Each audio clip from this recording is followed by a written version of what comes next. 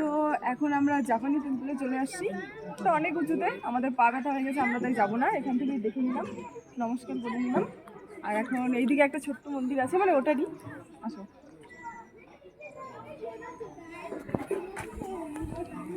আসো,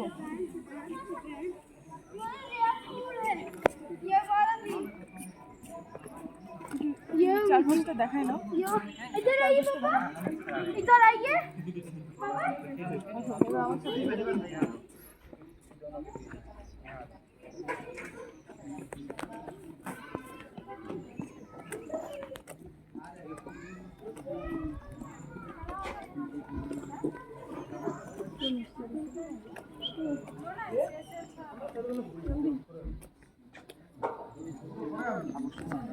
দেখে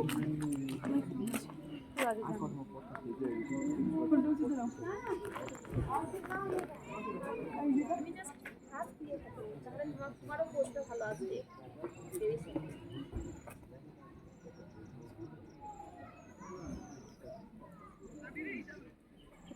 হ্যাঁ।